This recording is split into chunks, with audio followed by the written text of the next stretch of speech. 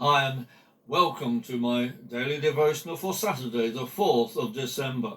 And as we continue to look at verse 32, we will read a section that relates to the characters of faith mentioned in Hebrews chapter 11:32. Our reading is from Judges chapter 4 and verses 14 to 16. Then Deborah said to Barak, "Get ready. Today the Lord will give you victory over Sisera, for the Lord is marching ahead of you." So Barak led his 10,000 warriors down the slopes of Mount Tabor into battle. When Barak attacked, the Lord threw Sisera and all his charioteers and warriors into panic. Then Sisera leaped down from his chariot and escaped on foot. Barak chased the enemy and their chariots all the way to Harosheth Haggogayim, killing all of Sisera's warriors. Not a single one was left. The next person whom the writer to Hebrews mentions is Barak, meaning lightning. The events surrounding Barak are to be found in Judges chapters 4 and 5. And again, I recommend that you spend time reading these chapters. Like Gideon, Barak lived in a time when the Israelites had abandoned God. They had given themselves over to false gods, who are no gods at all.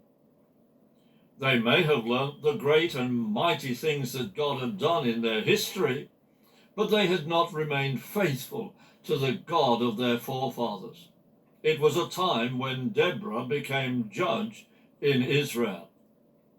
She was a woman who heard God speak and tell her to call for Barak as the warrior who would lead Israel to victory over the oppressing Canaanites.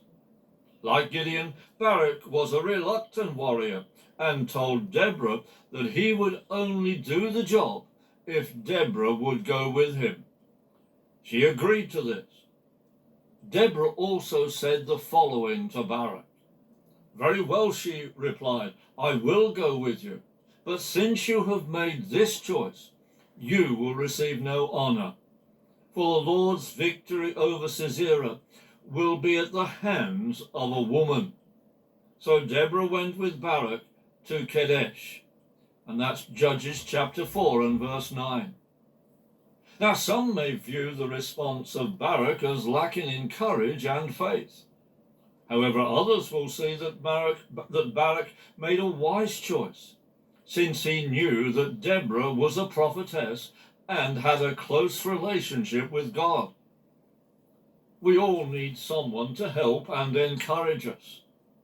Jesus promised that we will always have his presence with us, and that the Holy Spirit will always be with us.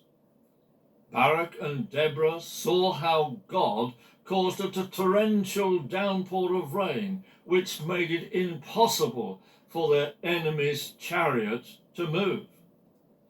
This enabled Barak and the Israelites to rout them and gain a famous victory.